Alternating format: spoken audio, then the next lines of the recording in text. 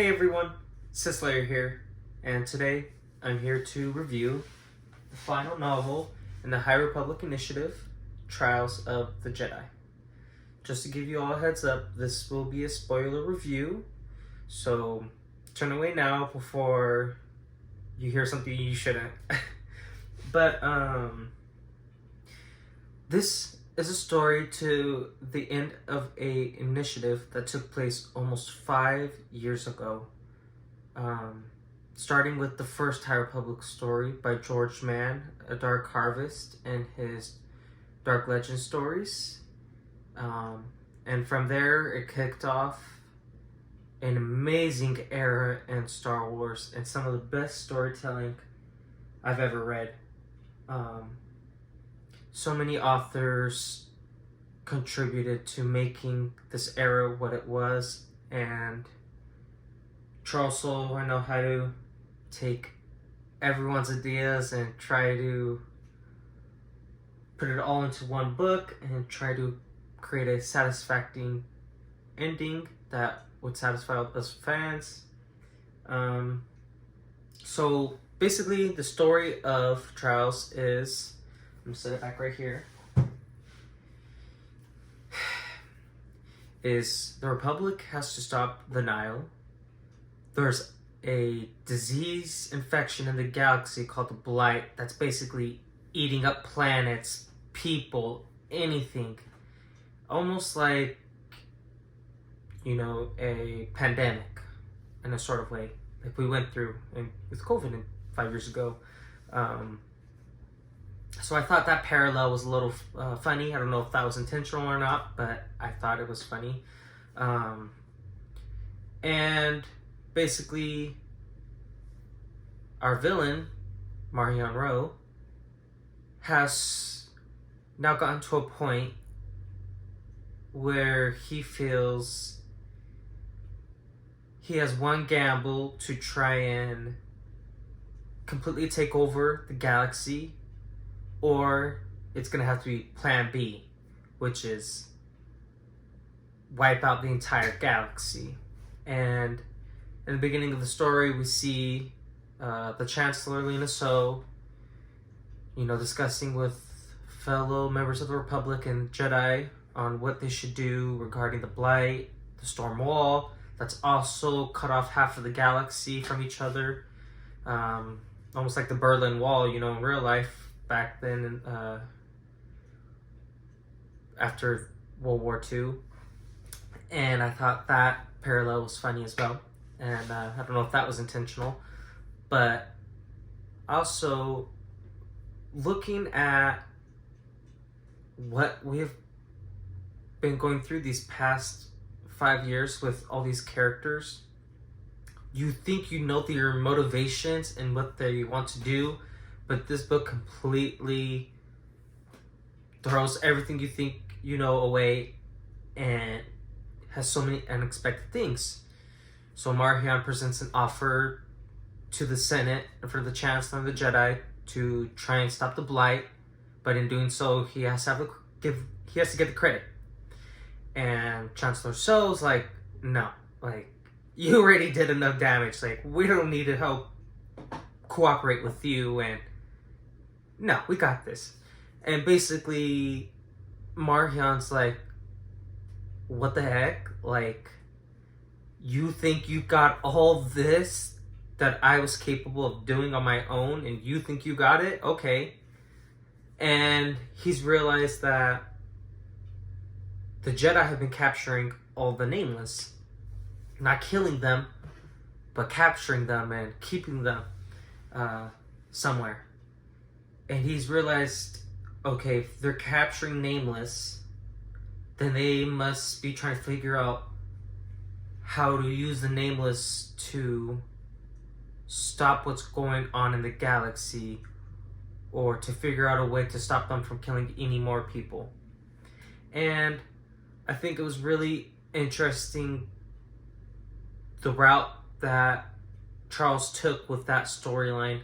I just wasn't expecting the Nameless to have any type of relationship to the Blight, So to figure out there's a connection between those two, I thought was really unexpected. So when the Jedi need to figure out how to get to Planet X to get the Nameless back home, to see if that has any type of effect on stopping the Blight, they go to Azen Rail's journal and all the research he did to try and figure out how to get to Planet X, because Barnabas Vin had gone there to try and look for the Echo Stone, and he left, he left information behind regarding how to get there, what you got to do. And then Azen Rail found that documentation, recorded it in his journal, and then the Jedi had to use Azen's journal to get to Planet X. Now, I thought it was really cool once we got into the Jedi stuff. We see Yoda all by himself in the beginning of the book, trying to use the Force to hold back the Blight. And one of the younglings is sent down far underneath the temple to get Master Yoda. He's being summoned by the Jedi Council. And so this little girl finds Yoda just all by himself, holding back the Blight, my apologies. Using the Force to hold back the Blight. And I thought that was so amazing. And it reminisced to me about the same scene Yoda did in Young Jedi Adventures. If anyone's seen that, I recommend it. It's a great show. It takes place during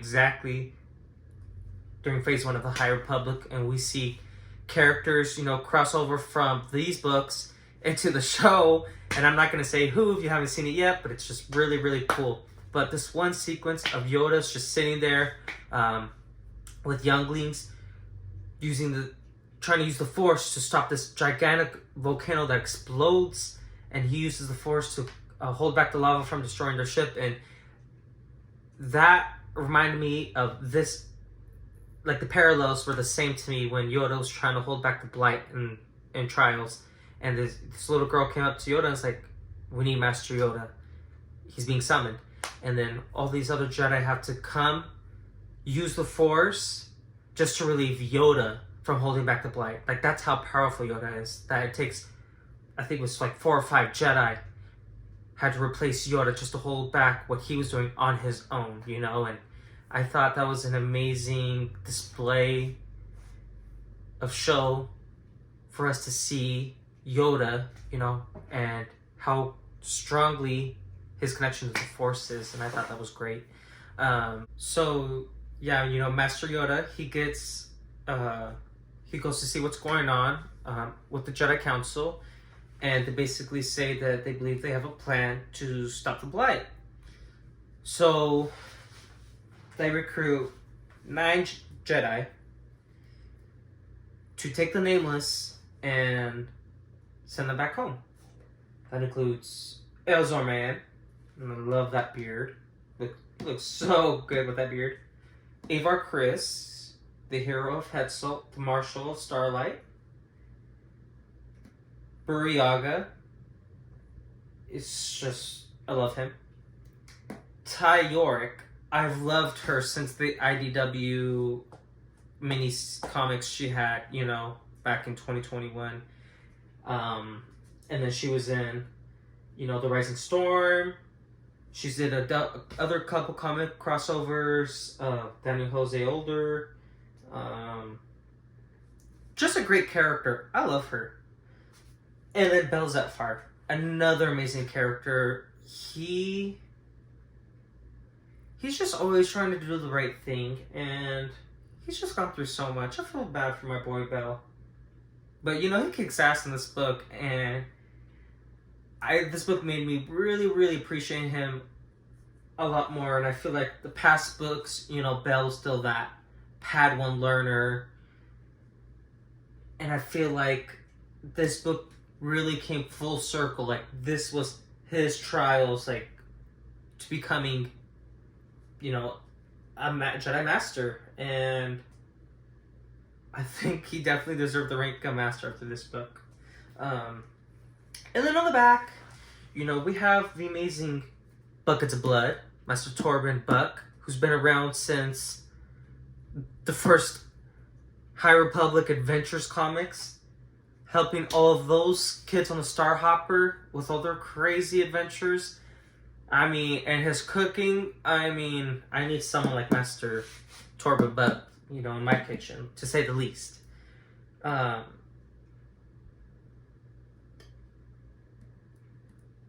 I wasn't sure when I first saw the cover of the book and I saw our 9 prominent characters and I saw Master Buckets of Blood on there. I wasn't sure what to think of it because, he's such a major character in the comics. I thought that's where his story would end, but I was very taken back and shocked with how well written he is in a novel, and I think this was the perfect ending story for Master Buck. He has such great scenes, which we'll get to. Ember, of course, you can't forget Ember. It was amazing having scenes written in her POV. She cares so much about those who are in her life, no matter long or short. She's just so loyal to people who are good to her. Tarek, very important to this mission. I mean, it could have been Tarek or Sarek, but Tarek was really great in this book. It was nice to see. I feel like maybe he had a little bit of even though he was part of the main crew for the mission, I feel like he was kind of like given a bench seating. He was kind of like knocked out for most of what was going on Planet X. Wreath, I've loved since Into the Dark came out. I mean, Claudia just writes so beautifully with everything she does, and she made him to be this amazing. He reminds me of myself, like a historian, a book nerd, just wants to learn, wants to know things, but also is very shy, very nervous to try new things that he worries. Are you sure I should do that? I don't know, but he's had such a long journey too, and I think definitely his story pays off. And Aislinn, I love Aislinn. I've loved him since he first appeared in Path of the Sea. Then he was in the Barnabas Finn one-shot by Claudia Gray. Then he was in the manga. Then The Search for Starlight. I've loved his journey. I think his journey is just so compelling. And then, of course, the ending with Aislinn, I was so happy about. I'm definitely so excited to learn more about him. I am a little worried, though, because he's so old that my thing was with Aislinn, I'm just going to touch upon because there's a lot of other main stuff. His stuff isn't as important as all the other stuff, but I love him, so I just wanted to talk about this. But I'm so glad that his story looks like it's going to continue on. He wasn't killed. I mean, the man found Barnabas Finn's lightsaber, a Jedi who he had been researching into a long time and someone he's been tracking for, comes across his lightsaber on Planet X on his ship. I just thought that was like poetry right there, like George would say. It's poetry, it rhymes. Like, just that whole, from the first comic one-shot that he appeared in to this, it all ties together with him beautifully, and I love it. And then for him to bleed the Barnabas Finn's green kyber crystal to red, and he does a little bit of modifications to the saber. And Barnabas Finn's saber is almost like Dooku's. There's like a curviness to it. So I just thought, I love that. The only thing I'm worried about is just because he's so old. Now that desire to kill the Nameless was keeping him going all these years, and that now that desire's gone, what's going to help fuel that energy to help keep living? Because he's already 115, 16, 120 maybe at the most, I would say. And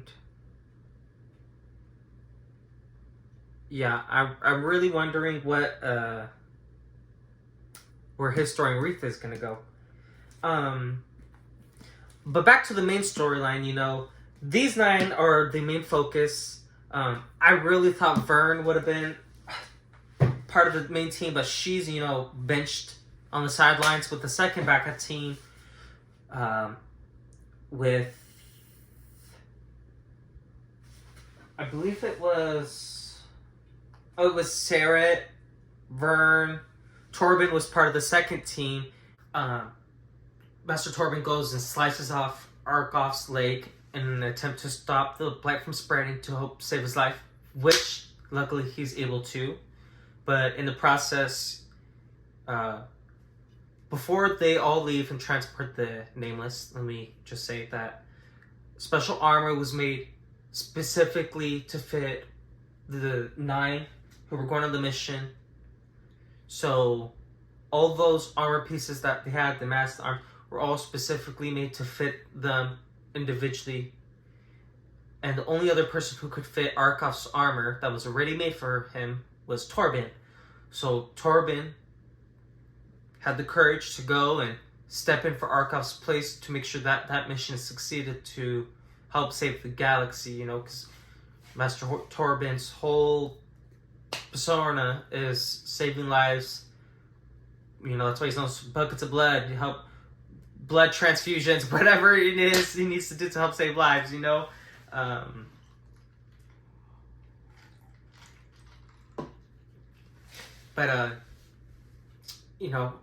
back to the main story. So yeah, Torben takes over for Arkoff, and we get a moment with Vern. She's like, I think I need to go. I need to go. I feel it. And Vern literally should have been on the mission. I mean, since Into the Shadows by Justina Ireland came out, and Vern got the paths from Mara Santeca, she was literally meant, I feel like, to be the main person to stop the Nile, because she just seems like that character that was being developed to take that lead. And I feel like because of the Acolyte, she was definitely forced to have a step back in the High Republic going forward. Since she appeared in the Acolyte, I definitely feel like Vernestra has taken a step back appearing in stuff.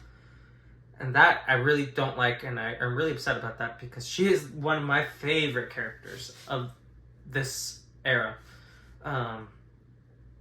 But besides that, I forget which Jedi Master it was. I want to say it was Indara Strokes.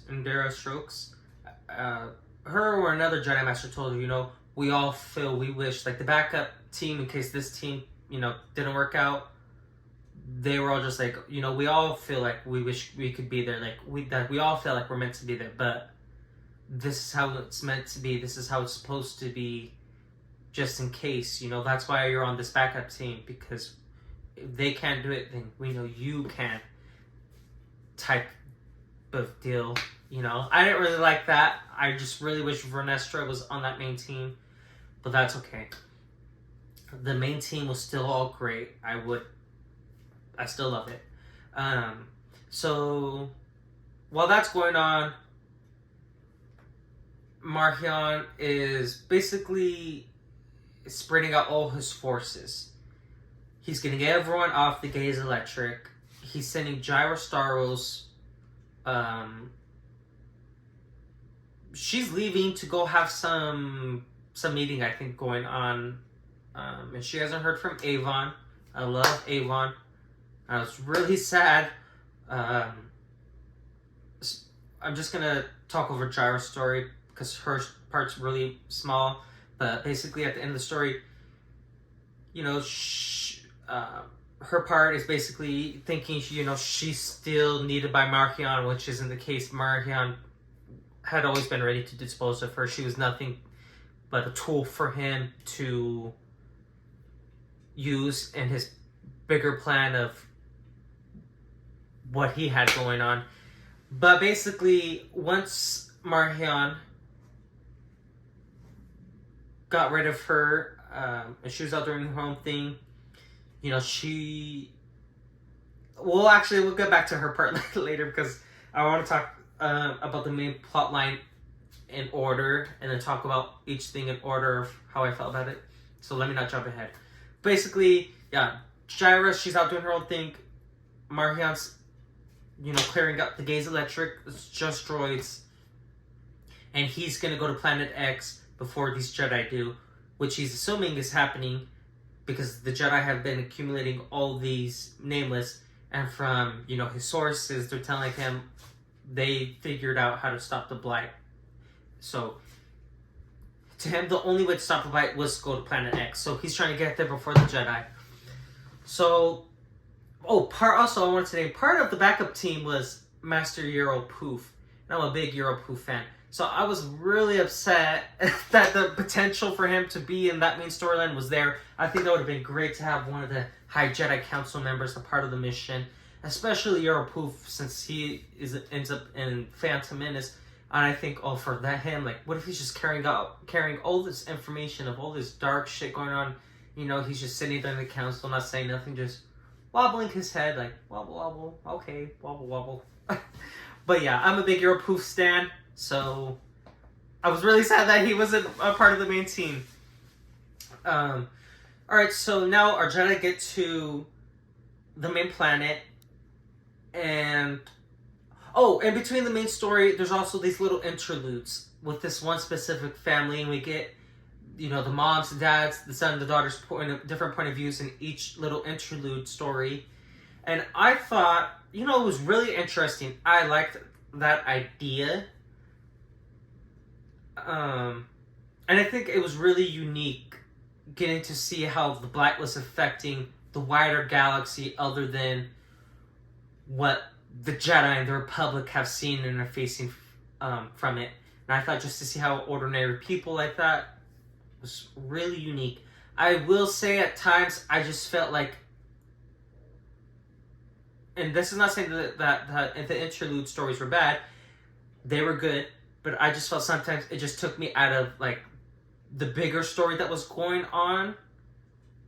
I was like whoa, like there's so much going on right here. Like, why are we going out of that main story? But I get why we were, and I liked it still, but I just still saying at the same time, it did take me out of the wider context of the more consequential story that we were reading. But yeah, I just wanted to say that about the interludes. So, the Jedi get to X, when they arrive. They could tell something's different with the Force, and this planet, I've always been a little confused on whether this planet was Dalna or not, because I feel like it was presented to us as if the Nameless came from Dalna, so I don't know what it's called, X Dalna, but from the way it was described, in this book reminded me of how Donna was described in Path of Deceit. And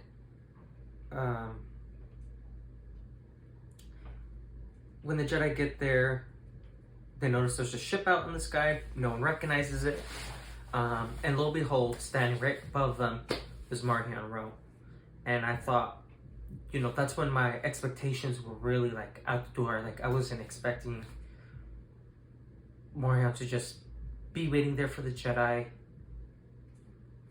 And then the true unexpected happens when he goes and blows up the electric gaze. After all these years, I just wasn't thinking the gaze would go out that way,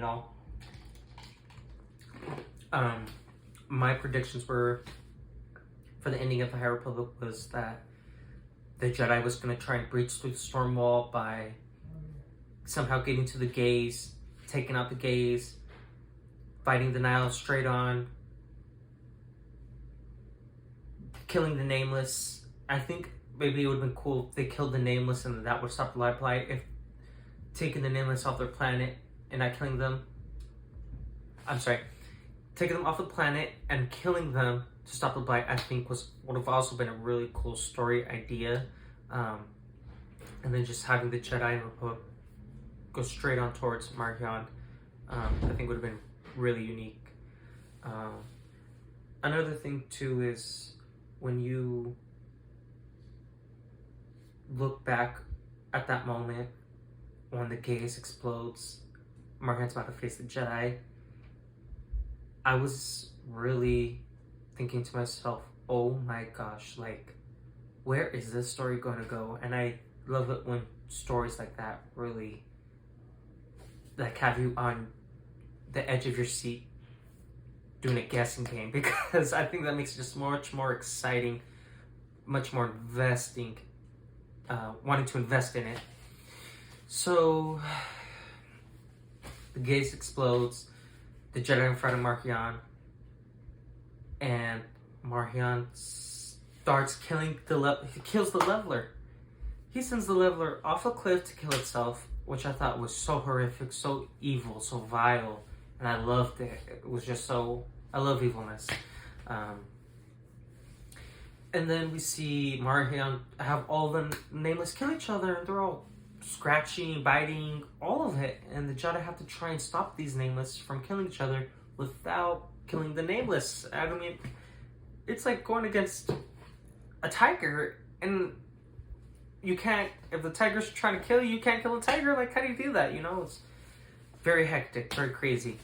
But then, in the midst of all that, I will say I got a little confused on this part, and I was just not sure if it's the way it was written or the way I was interpreting it. But, you know, Azlan had a moment of trying to take advantage of the situation, and he goes and attacks the Jedi, and, you know, tries to go off to do what he has to do, and Reith and Ty, you know, go after him. And then once all the Nameless, you know, are basically dead, Avar and Elzar, they go off on their own. You have Bell, Burry, and Ember on their own. Torben is taken out trying to stop the Nameless from killing each other when the Nameless attacks him. Burry goes, throws his lightsaber to kill the Nameless, and then Buckets of Blood stops it and just lets himself be eaten because he would rather try to do whatever he can to save the greater galaxy than to save himself, which I thought, you know, was beautiful. So, rest in peace, Buckets. But, Sarah, like I said, was taking a big backseat bench because he's knocked out for most of the third act of the story, unconscious in the grass. So basically, Elzar and Avar find this monument, this type of structure that the Nameless are taking vigil to help keep it in balance. This object that is related to the Force somehow needs to be in check to keep the balance of the Force in some capacity. Now, I didn't know how to feel about this, especially when Avar and Elzar felt they had to stay to keep it in balance, and then Elzar claimed Avar had to use light, he had to use the dark, but I don't understand how he could use the dark, being a Jedi, because he's been taught nothing but to, you know, do the opposite of what a Sith is, you know, like Yoda says, hatred, death, love are the path to the dark side, and Elzar and Avar do the most selfish thing by being together on the planet but separate for who knows how long, and, you know, are only connected through the Force. They're connected spiritually but not physically, and their spiritual connection to the Force has to keep balance on planet X for the greater good of the galaxy.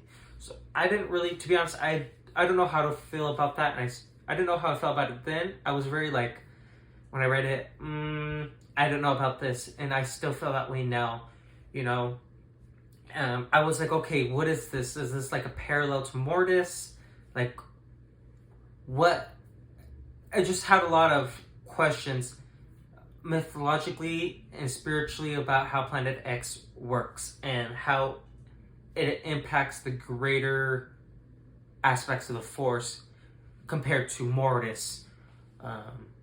You know, so that I was just very skeptic about, very like questioning.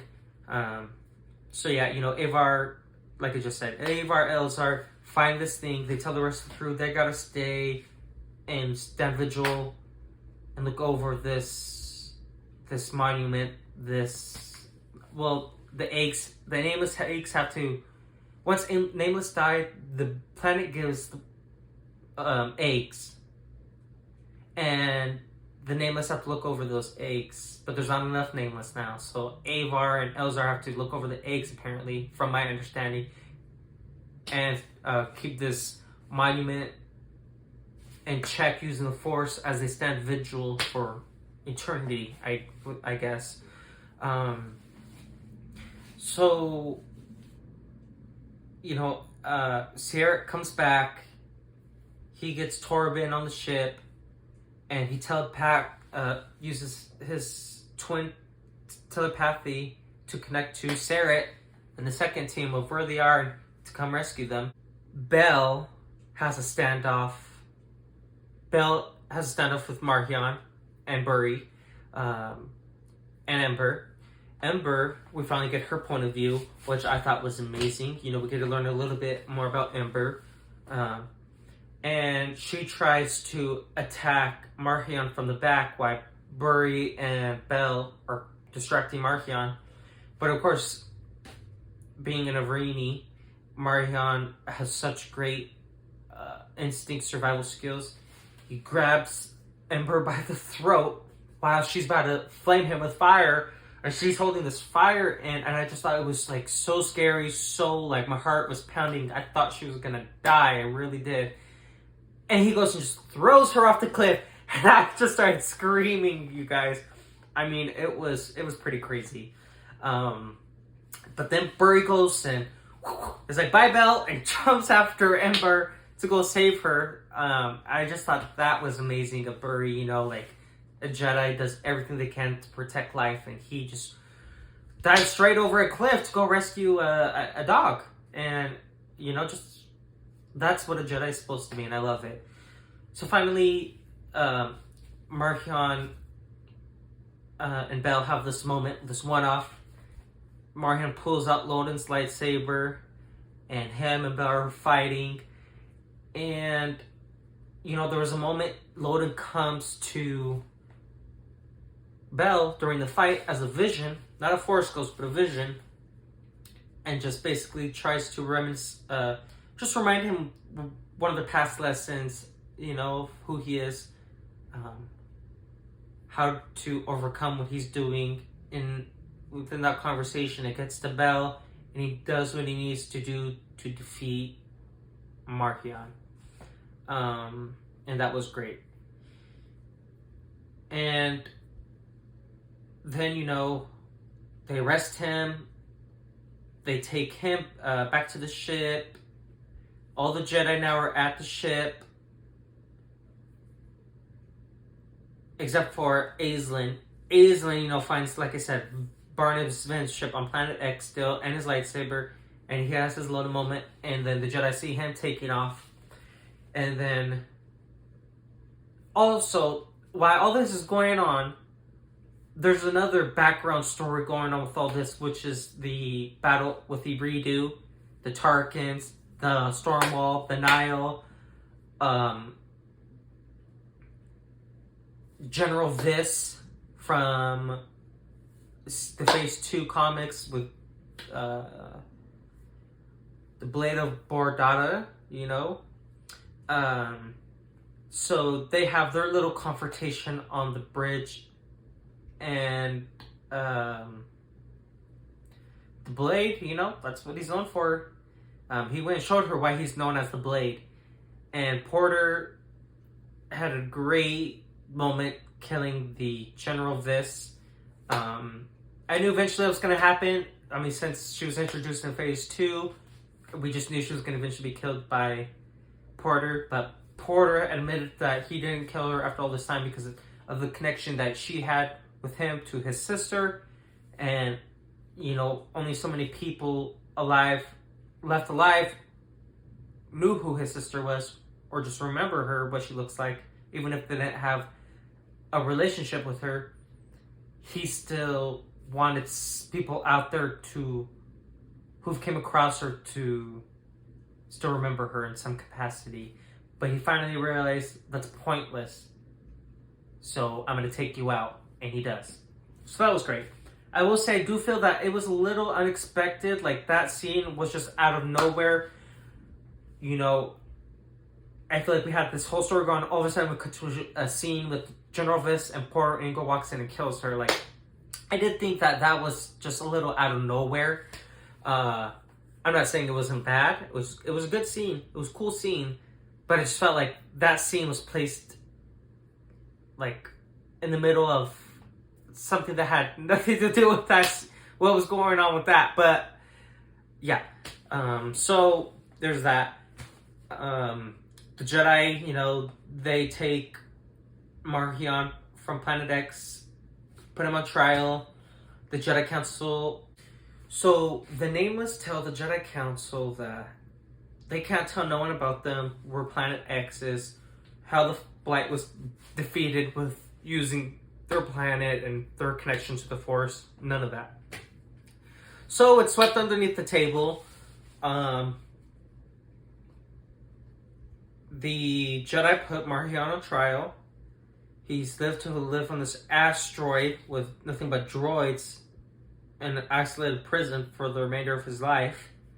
He dies of old age, blood filled in his lungs, gagging, blood in his mouth, dying, dead, old age, left alone. No one ever came to visit him. He wanted all the power in the galaxy, wanted to be his galaxy, and when he realized he couldn't have it as his galaxy, he said, well, if I can't have it, no one can have it, type of deal. And he went and was going to let the whole galaxy burn, and he wanted to be known for that. But he ended up being known for nothing, forgotten. And I don't know how to feel still about that ending. I don't know what would have made a satisfied ending with Marchion, because I feel like all Star Wars villains end up getting killed and defeated, and I thought there was something different with Marchion. I honestly thought he would live past this whole initiative and probably be used in other storytelling in the future. I really did think that. I was shocked when he died. I really thought, okay, maybe they would put him in prison, lock him up. Someone will come around and find him or something later on. But no, he just straight up dies alone in his cell and lives out his days alone. So that was interesting. I don't know if that's just me, having a hard time saying goodbye to that character, because he was just such a compelling, interesting character, for sure. Had so many complications. And I love characters with so many complications. So, at the end, Jair Staros is basically this representative for the remaining Nihil to help integrate them back into life. She realized Marchion just used her in trial. She was hoping he would even give her some type of attention when he noticed her at his trial, and he didn't even give a second glance at her. And she basically ended up okay. Jair Staros, she still ended up with a little bit of power. She's still in a good spot, but the only thing she really wanted that she couldn't get was Avon back, and I was shocked to see that Avon disappeared. I really, really love Avon, so I'm wondering what happened with her and where she is. And we learned she tried to change her last name, so I wouldn't be surprised if she tried to change her whole identity, first, last name, her appearance, everything, to completely get away from that connection she has her family connection, family ancestry, basically. So basically, I was a little shocked too. You know, only two main characters died, Torben and Markion. You know, I was really thinking we were gonna have a Rogue One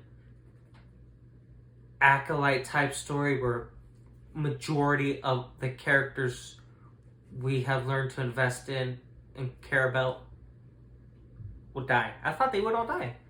I thought majority of them would, actually, but no, only two ended up dying, so I was a little shocked by that. And I'm not saying that's a good or bad thing, but I did think there would have been a little bit more at stake with these characters, especially with this being the grand finale. I thought a lot of people's lives would be on the line, and I think maybe it would have been better to have a little bit more death in this book from characters to really help convey that real, like, consequential. Just, I really feel like it would have benefited a lot from a little bit more, like, life on the line, like, to really convey, like I'm saying, how consequential, important, how serious this book that ties up everything that we've come to learn this past 4 years. I just would have thought there would have been a little bit more darkness, a little bit more on the stake, on the line, like I said. I mean, I definitely felt there was a lot of stake, but I just felt like no one's lives really felt at risk in a way. But overall, I'm very happy with Trials of the Jedi. It's definitely better than quite a few High Republic books, but I wouldn't say it's my favorite, you know. I think my favorite's definitely The Fallen Star still, or The Rising Storm. Those two were just beautiful. Also, Mission to Disaster is like probably my favorite High Republic story too. Even though it's a middle grade story for a lot younger audience than myself, I just thought it was just everything I wanted. I will say, out of this whole initiative, I was really hoping for this one Sith appearance, at least to see one scene, one moment within this whole initiative of what the Sith were up to during the High Republic era. I would just love to see, okay, a Sith possibly out of wherever there may be, just watching the events of the Nile be defeated and the Blight, and just take notice, be like, okay, maybe there's an opportunity here. Something like that. No, with Aislan having the red lightsaber at the end, I felt like, okay, maybe he's a Sith. And I don't know if you can say it like Kramir says, a Jedi like you would call me Sith. So I don't know if Aislan's now a Sith or not, just a Darksider, Force user, but I feel like that's the closest we got to an actual Sith in this whole series. I'm happy we got that moment, but I really wish we would have got a little bit more. And like I said, I'm not saying a Sith should have showed up and fought anyone, but I just would have liked to see a Sith in the background taking notice of the events that are going on and making a comment about maybe trying to use that opportunity to their benefit, and maybe that teases a potential story in the future, you know? But yeah, those were my thoughts on Trials of the Jedi, and I'm glad you guys were here to listen, so make sure you like and subscribe. Thank you.